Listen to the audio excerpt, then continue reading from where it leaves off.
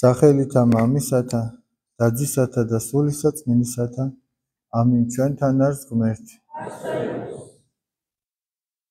დიდება და მადლობა ღმერთს დღევანდელი დღისათვის. ეს არის პირველი კვირა დიდი მარხვისა და როგორც თქვენ ყველას კარგად მოგეხსენებათ, არის დღესასწაული მართლმადიდებლობის ზეიმი.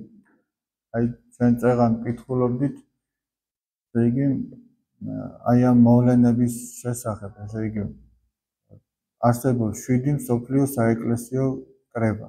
თითოეული კრება ამა თუ იმ სულიერი პრობლემის გამო შედგა, ესე იგი ეს კრება თან ის კი არ იყო, რომ დაუშვათ ერთი ქალაქის სასულიერო პირები შეიკრიბებოდნენ, მთელი მსოფლიოდან წარმოიდგინეთ, მაშინ თან რა სატრანსპორტო საშუალებები იქნებოდა, როგორი დაუძლურებული, მოხუცებული ზოგი მღვდელმთავარი, ზოგი ვეღარც მიდიოდა უძლურების გამო და თავის წარმომადგენელს გზავნიდა, ზოგი გზაში დაუძლურდებოდა. თან ეს როგორი ხალხია? ქრისტესათვის ნაწამები ხალხი. პირველი 3 საუკუნე ქრისტიანობა იდევნება და აი მაგალითად პირველ მსოფლიო კრებაზე იყო რამდენიმე მღვდელმთავარი ისეთი, რომ ქრისტესათვის მოწამეობა ჰქონდა მიღებული, ოღონდ ამ წამების დროს არ იყო გარდაცვლილი. აი ეს უამრავი სასულიერო პირი მღვდელმთავრები პერიოდულად დაახლოებით 4 საუკუნის განმავლობაში იკრიბებოდნენ და 7-ია სულ ასეთი მსოფლიო საეკლესიო კრების სახელით რვა და ეს მნიშვნელობა რო აქვს, სწორედ ადგილობრივი კრებები უამრავია. და მე-7 სწორედ უკავშირდება ხატ-თაყვანისცემის აღდგენას. ხატმებრძოლობა იყო, ესე იგი, მრავალი წლის განმავლობაში. იყო ადგილები, სადაც ერთი მართლმორწმუნეც კი აღარ არსებობდა. ზოგი გადაასახლეს, ზოგი მოკლეს, ზოგი აწამეს, ზოგი საპყრობილეს ჩააგდეს და ასე შემდეგ. დაიწაღან რასაც კითხულობდა მე დავითლე. ამას თავისი ისტორიული და სულიერი წანამძღვრები ჰქონდა, ესე იგი ესეც თავისთავად არ მოხდა. ჩვენ ესე იგი მორწმუნეებს აბრალებდნენ, რომ თქვენო კეფთაყვანისმცემლები ხართო, რადგან ხატებს ვცემთ ჩვენ თაყვანს და თუმცა მართლმადიდებლური გაგება როგორი არის? აი ამ ხატსა და წმინდანს შორის ბუნებითი კავშირი კი არ არის. არამედ არის ჰიპოსტასური, პიროვნული კავშირი. ჩვენ როდესაც ქრისტეს ხატს ვცემთ თაყვანს, ამითი თავად ქრისტეს მივაგებთ პატივს, მას ვცემთ თაყვანს. და ამა თუ იმ წმინდანების თაყვანისცემაც სწორედ ქრისტესათვის თაყვანისცემა არის, იმიტომ რომ მაგალითად აი წმინდა გიორგი ქრისტეს გულისთვის რომ მოწამეობრივად აღესრულა, ჩვენ ამიტომ ვეთაყვანებთ. წმინდა ნინო, წმინდა ნიკოლოზი რომ დაშვრა, დაიღალნენ ქრისტეს გულისთვის, აი ამიტომ ვეთაყვანებით. და საბოლოო ჯამში თითოეული წმინდანის თაყვანისცემა ღმერთის თაყვანისცემა არის. ღმერთთან ადის ეს თაყვანისცემა. აი ეს დადგინდა სწორედ მე-7 მსოფლიო საეკლესიო კრებაზე და გაიმარჯვა მართალმა რწმენამ, ესე იგი. ეს ძალიან დიდი გამარჯვება იყო, ძალიან დიდი მონაპოვარი იყო ეკლესიის. ამიტომაც დაწესდა ეს ზეიმი, მართლმადიდებლობის ზეიმი. ეს ძალიან მოკლედ რო ვთქვათ, მაგრამ ჩვენ ახლა რაზე უნდა დავფიქრდეთ კიდე რომ ზოგადად რომ გაიმარჯვა ამ რწმენამ, ეს ძალიან კარგი. მაგრამ ეს თითოეულ ადამიანში უნდა მოხდეს, რომ აი ამ რწმენამ გაიმარჯვოს. თითოეულ ადამიანში მიდის ბრძოლა, ესე იგი.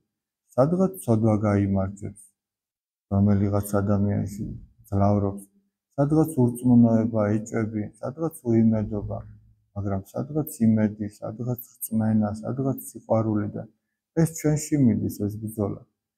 თითოეული ჩვენთაგანი ვართ ის სამყარო, სადაც ეს ბრძოლა მიდის. თორემ ეს მაქვს ადამიანის გული აინტერესებს, იმის მოტაცება აინტერესებს, თორემ ის შენობა ნაგებობები და რაღაც სხვა ნივთები კი არა. იმიტომ რომ ამ წუთის სოფელში ყველაზე ძვირფასი ადამიანია. ადამიანი შეიქმნა ამ სამყაროს გვირგვინად და ადამიანი არის ღვთის ხატად შექმნილი. აი თუ გინდა რომ ესე იგი ღვთის ნამდვილი ხატი ნახო, ეს არის ადამიანი. ოღონდ როგორი ადამიანი, როგორი ღმერთმა შექმნა. როგორიც ღმერთმა შექმნა 60-ში დაამკვიდრა პირველი ადამიანი ადამი. ოღონდ როდესაც ადამი ცოდვით დაეცა, ის უკვე აღარ იყო ის ადამიანი, როგორიც ღმერთმა შექმნა. აი ჩვენ აღარა ვართ ისეთი, როგორიც ღმერთმა შექმნა. ჩვენ დაცემული ბუნება გვაქვს, მაგრამ თითოეული ჩვენთაგანის მისწრაფება არის იქითკენ მიმართული, რომ ადამიანი კვლავ ადამიანს დაემსგავსოს. აი მაგალითისთვის ვიტყვი. ღმერთმა ადამიანში ჩადო გულის თქმაც, რაღაცისაკენ ძალიან ძლიერი სწრაფვა, გულის თქმა და გულის წყრომაც. ოღონდ ადამიანს გულის თქმა ჰქონდა ღვთისაკენ, ანუ სიყვარული ჰქონდა ღვთისაკენ, სიყვარული და გულის თქმა ჰქონდა მოყვასის მიმართ, სიყვარულიდან გამომდინარე და მრისხანება უნდა ჰქონოდა ცოდვის მიმართ. როდესაც ადამიანი ცოდვით დაეცა, შეიცვალა ეს და ჩვენ გაგვიჩნდა გულის წყრომა მოყვასის მიმართ და გულის თქმა ცოდვის მიმართ. ადამიანის მოღვაწებაც ეს არის და ეს მარხვაც ამის საშუალებაა და ამისთვის არის, რომ ადამიანის ვნებები განიკურნოს. სულიერი ცხოვრება ის ვნებებთან ბრძოლა. ვნებებთან ბრძოლა სახარებისეული მცნებების გარეშე შეუძლებელია. როდესაც ადამიანი სახარების მცნებების შესრულებას დაიწყებს ღვთისმოშიშებით და არა ზედაპირულად, არა მექანიკურად, არამედ გააზრებულად, აღმოაჩენს, რომ მრავალჯერ დაეცემა. რომ აღმოაჩენს, რომ მრავალჯერ დაეცემა და მრავალჯერ შეინანებს, აღმოაჩენს, რომ ესე იგი თვითონ არაფერი არ შეუძლია ღვთის გარეშე. და როდესაც ამას აღმოაჩენს, ის დამდაბლდება. როდესაც დამდაბლდება, გზა უფრო იოლი გახდება. გზა რთულია მაშინ, როდესაც ადამიანი თავის თავს მიაწერს ამა თუ იმ სიკეთეს და ესე იგი ამაყობს რაღაც. და ესეთი ადამიანი შეუძლებელია, რომ გადარჩეს. ამაყი და ამპარტავანი შეუძლებელია. აი მაგალითად, დღეს ახლა ჩვენ აღვასრულეთ სამადლობელი პარაკლისი. აი ახლა ბანაკის დასაწყისია სამშობლოს მცოდნეობის და დღეს ამ ბანაკსაც სახელწოდება ამჯერად მადლიერება ქვია რა, ხო, სწორად ვამ. და ჩვენ სამადლობელი პარაკლისი რის გამო აღვასრულეთ, რომ დღეს არის ის დღე, როდესაც კონსტანტინოპოლის, ანუ მსოფლიო საპატრიარქომ ოფიციალურად აღიარა ჩვენი ავტოკეფალია ვიდრე მეხუთე საუკუნიდან. 1990 წელს მოხდა ეს 4 მარტს. დღეს 4 მარტი არ არის, მაგრამ დღეს მართლმადიდებლობის ზეიმია. პირველი კვირა დიდ მარხვისა და 1990 წელს 4 მარტი სწორედ პირველი კვირა იყო დიდი მარხვისა და ამიტომაც ყოველ პირველ კვირას ეს მოვლენაც აღინიშნა. იქ იყო ეს რთული ამბავი იყო, ეს ეგრე ადვილად არ ხდებოდა. თქვენი წით, რომ მე-20 საუკუნის დასაწყისში 1917 წელს ავტოკეფალია, ესე იგი საქართველოს მართლმადიდებელი ეკლესიის პირველი პატრიარქი, აი ამ მეფის რუსეთის შემდეგ პატრიარქი კირიონი, რომლის დროსაც დაიბრუნა, აღდგა საქართველოს ავტოკეფალია. მაგრამ სხვადასხვა ეკლესიები ამას არ ცნობდნენ. და ყველაზე ბოლოს, როგორც ჩანს, მსოფლიო საპატრიარქომ აღიარა და ისინი ეუბნეოდნენ ჩვენს პატრიარქს, რომ ჩვენ მოგანიჭებთ ავტოკეფალიას. ამაზე უარზე კი არავინ არ იყო, მაგრამ პატრიარქი ბრძენია, მან ძალიან ბევრი იშრომა იმისათვის, რომ ეს აღდგენილიყო. აი ძალიან ბევრი ჩვენი გონება ვერც კი დაიტევს, ესე იგი იმ დეტალებს, იმ წვრილმანებს, რასთან შეხებაც მას ჰქონდა და პატრიარქი ეუბნეოდა, ჩვენ არ გვინდა მონიჭება ავტოკეფალიის. ჩვენ გვინდა რომ ვცნოთ ჩვენი ავტოკეფალია ვიდრე მე-5 საუკუნით.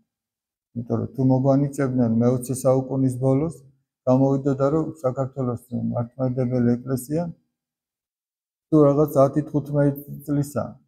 მაგრამ საქართველოს მართლმადიდებელი ეკლესია არ არის 10-15 წლის. ჯერ კიდევ აი რატო ქვია 60 ქულო ეკლესია საქართველოს მართლმადიდებლური ავტოკეფალური 60 ქულო ეკლესია. რატო ქვია 60 ქულო? იმიტომ რა ქუშალოთ მოციქულები ქადაგებდნენ, ანდრია პიროწოდებული ქადაგებდა პირველ საუკუნეში, მატათა მოციქული, ბართლომე მოციქული, სიმონ კანანელი და მათი დაფუძნებულია, მათი დაარსებულია ეს ეკლესია. შემდგომში წმინდა ნინო და უკვე, ესე იგი, ვახტანგ გორგასლის დროს საქართველოს ეკლესია მოიპოვა თავის თავადობა, როდესაც მას შეეძლო, რომ თავისი პატრიარქი ყოლოდა, მირონი თავად ეკურთხებინა თავად, განეგო თავისი თავად. და ამაზე იყო ლაპარაკი და ჩვენ ამის გამო სამადლობელი პარაკლისი აღვასრულებთ და მადლობთ ღმერთთან.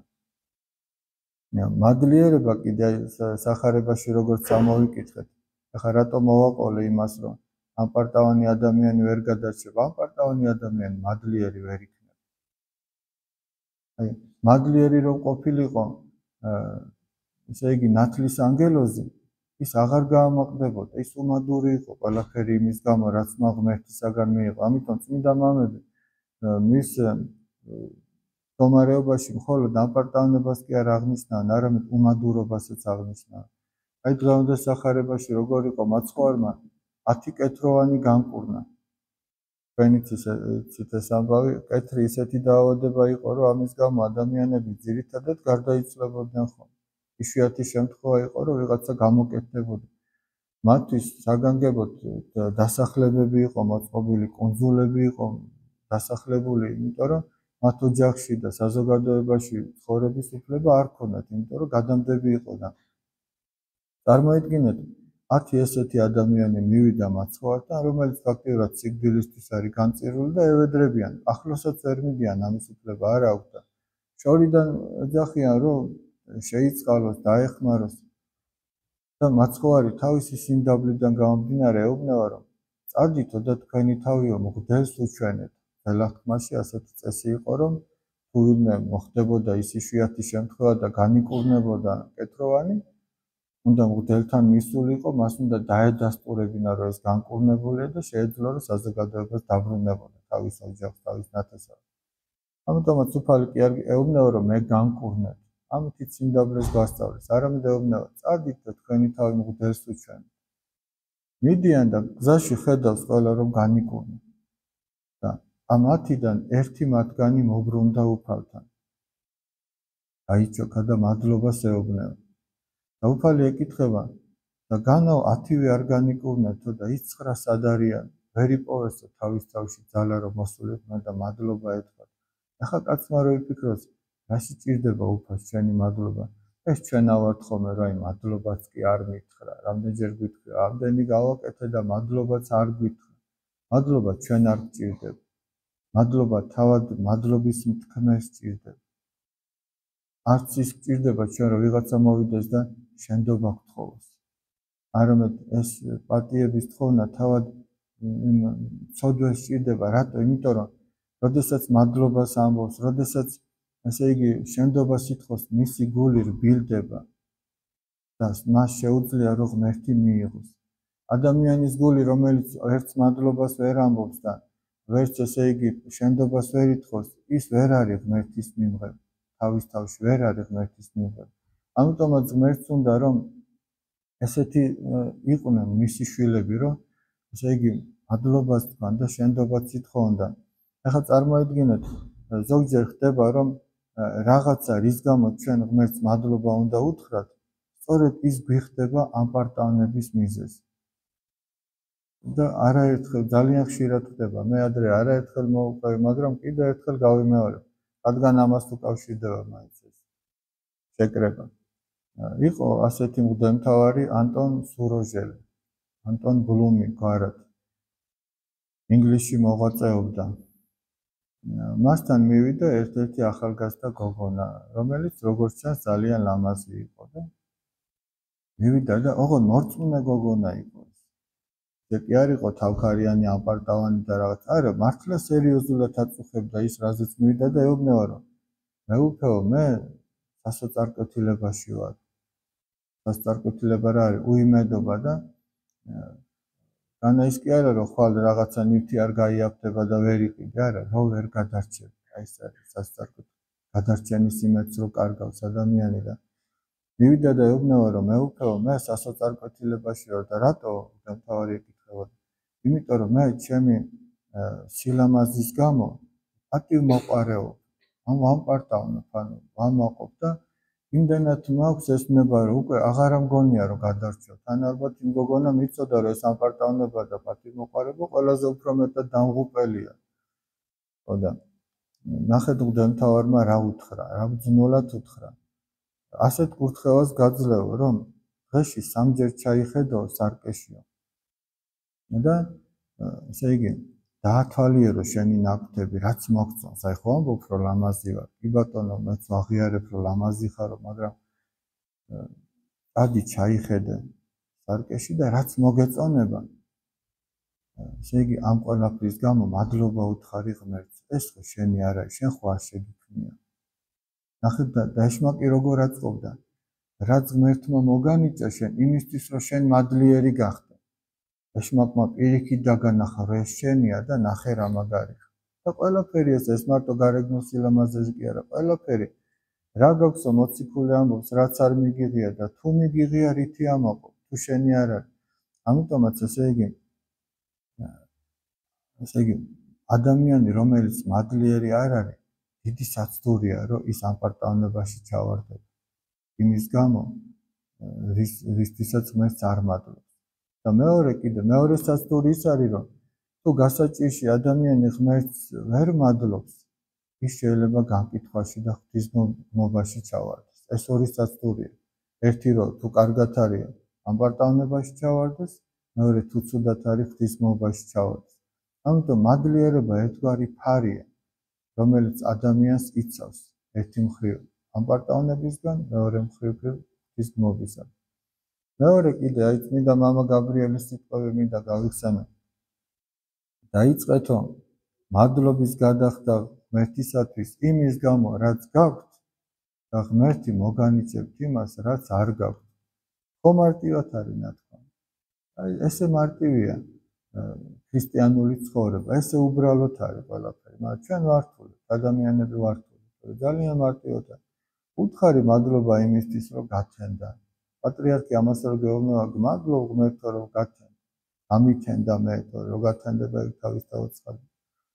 მადლობ ღმერთო რომ აი სახში მიხვედი და თოშვილი დაგხვდა იქ. კიდათ არიან. მადლობ ღმერთო რომ აი სამსახურში მივედი და ჩემი თანამშრომლები კარგად არიან. თუ გიყვარს რა თქმა უნდა ხარ. თუ არ გიყვარს პირიქით შეიძლება გეწყინოს. ესენი ისევ კარგად ყოფილან. გული გაგისმის. მადლობა უთხარი ყველაფრისთვის ღმერთს და ნახავ რომ მოემატება იმას, რაც შენ გონია რომ არ გაქვს. და თუ ადამიანს ყველაფერი აქვს, მაგრამ მაინც არ არის მადლობელი, გამოდის რომ არაფერი არ აქვს. შეიძლება ვიღაცას 1 კონდეს და კარგად იყოს, ვიღაცას 10 კონდეს და უწუხდეს. იმას 100-იც რო კონდეს, მაინც შეწუხებული იქნება, იმიტომ რომ იქ რაღაცა ხო არის ხოლმე რომ აი საათის მექანიზმი ან რაღაცა და 1 კბილია ამოვარდნილი და რაღაცა ვერ მუშაობს. ის 1 კბილი უნდა ჩასვა მარტო იქ და დაიწყებს ციკ-ციკს. აეწყობა საათივით, როგორც თქვენ. აქაც ესეა. ის პატარა ისაა, რომ იქ უნდა შეცვალო მიდგომა. ხარო მადლობა ღმერთო. მე ამ ბოლო დროს კითხულობდი, უსმენდით არ მახსოვს გზაში მიწევით, მივდიოდით წირვაზე და მამა პაისი ათონელის სიტყვები იყო, რომ ღვთის ქება დიდებასთან დაკავშირებით.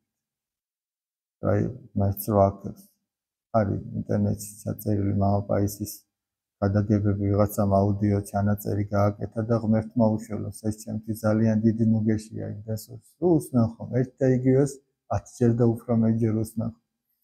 ღვთის ქება დიდებასთან დაკავშირებით, რომ როდესაც ადამიანი ღმერთს აქებს, იქ ეშმაკს ადგილი არ არჩევს.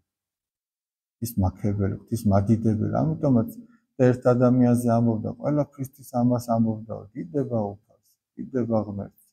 იქ ეშმაკს არჩება ადგილი. ეშმაკს სადა აქვს ადგილი, სადაც ადამიანი არ მადლობს და წუწუნებს და ამბობს, რომ ეს რა არის, ის რა არის. ამიტომ ყველაფრისთვის უნდა თქვა, უნდა აიძულო შენი თავი. ეს ისე კი არა, რომ ამ ხასიათზე როცა დადგები, მაშინ თქვა. სასუფეველი ცათა იძულების და რომელმან აიძულოს, მან მიიტაცოს იგი უფალი ამბობს. შენ თუ აიძულებ, რომ ყველაფრის გამო დააჩვენოს შენს თავს, რომ მადლობა უთხრა, დიდება შესწირო ღმერთს. აი ყველაფერი დაალაგდება. თუ არა და ამ წუთის სოფელში უმადურ ადამიანს 64-ს რომ მოუწყო, ის მაინც ჯოჯოხეთში იქნება. როგორ ამბობს წმინდა მამა აბა დოროთე, თუ ადამიანიო სიმშვიდის ღირსია, ღმერთი სარკინოზის გულსაც კი მოდრექს. აი სადღაც ჩავარდი, თქვენ ჩავარდი, ჯალათებია, მოკლედ უნდა გაწამო. შენ იქ თუ სიმშვიდის ღირსი ხარ, გაიხსენეთ მამამთავარი იოსები, რომელიც გაყიდეს ეგვიპტეში. ის კაცი სიმშვიდის ღირსი იყო. პეტეფრეს სახში მივიდა, იქაც მოურავად დააყენეს. საპყრობილეში ჩააგდეს უსამართლოდ, საპყრობილის ზედამხედველად დააყენეს. წარმოიდგინეთ. მეფესთან მიიყვანეს, იმანაც ეგვიპტის მმართველად დააყენა. ეს კაცი სიმშვიდის ღირსი იყო. ამიტომაც სადაც არ მოხდა, ყველგან მადლი აპოვნინა ყველას თვალში იოსებს. მაგრამ თუ ადამიანის სიმშვიდის ღირსი არ არისო, ამ წუთის სოფელში 64-ს რომ მოიწყოს, სიმშვიდე არ ექნება. ესე იგი რაზეა დამოკიდებული? რამდენად მადლობს ადამიანი ღმერთს არსებულის გამო, რაც აქვს და არ მიისწრაფის ყოველთვის წინ, რომ აი ის რომ ექნება, მერე ვიქნები მადლიანი. ის რომ გექნება, მაინც არ იქნება. ესეთი განწყობა. ამიტომ ბედნიერება სადღაც კი არ არის, ბედნიერება აქ არის და მაშინ არის, როდესაც ადამიანი ღმერთს მადლობს და ადიდებს მიუხედავად ყველა შემთხვევისა. მე მინდა რომ ეს ჩვენი მეგობრები, ახალგაზრდები გავლოცონ და უსურო კარგი რა ვქნა, დასვენებას ჩვენ როდესაც ბანაკი მიყვავს ხოლმე, დასვენებას არ ვეძახით ხოლმე, იმიტომ რომ იქ უფრო ვიღლებით ხოლმე და სასიამოვნო დაღლა მინდა რომ გისურვოთ. იგი ერთმანეთთან შეხმატკბილება მინდა გისურვოთ. მე ისედაც ვიცი რომ ეგრე ხარ თქვენ და ლექსოს გვერდზე სხვანაირად ვერც იქნება ადამიანი, იმიტომ რომ გადამდებია ყველაფერიდან. მინდა გისურვოთ რომ ესე იგი ყოველთვის მადლიერები ყოფილიყავით ღვთისა. ამ მადლიერებით გაზრდილი ადამიანი გააკეთებს რაღაც ისეთ სამშობლოსთვის, რომ მერე სამშობლო იქნება ამ ადამიანის მადლიერი. ეგ არის კიდე ძალიან მნიშვნელოვანი. აი ამას გისურვებთ, ესე იგი, ლექსოს უსურვებთ ხნეობას და გამძლეობას, ესე იგი, მე ვიცი ეს პასუხისგებლობა ცოტათი ვიცი, რაც არის. იმიტომ რომ მე როდესაც ბავშვი ვიყავი და ბანაკში მივყავდი, იქ არხეინად ვიყავი, მაგრამ ეხლა რომ მივდივარ ხოლმე, ეგ არხეინობა აღარ არის. პასუხისგებლობით შეიცვალა ეგ. მაგრამ ეგეც ცხოვრების გარკვეული ეტაპია რა. მადლობა ღმერთს ყველაფრისთვის. ღმერთი შეგეწიოთ ლექსო, ძალიან მიხარია რომ ამდენი ბავშვი შემოკრებილია და ამდენ ბავშვს ერთმანეთი უყვარს და ღმერთის სიყვარულს სწავლობენ. ეს ძალიან დიდი ამბავია. ღმერთმა დალოცვილი და გახარებულები გამყოფ. ღმერთმა ყველა დაგილოცოთ ლექსო, ვინც გვერდში გიდგათ. ბავშვები იქნება, მშობლები იქნება. ეგ ისეთი საქმეა, რომ ესე იგი, მარტო კაცი ჭამაშიც ბრალიაო და ამ ხელა საქმეში მარტო კაცი ძალიან ცოდოა და მაგრამ ღმერთი თავის მოყარეს არ დატოვებს მარტო და ღმერთმა გამოგიგზავნათ ის ადამიანები, ვინც გვერდში გიდგათ და ღმერთმა ესე იგი გიმრავლოთ ესეთები და გახარებულები ყოფილიყავით. გარეთ რომ გამოვალ კიდე ერთი სიმღერა თქვენზე არის.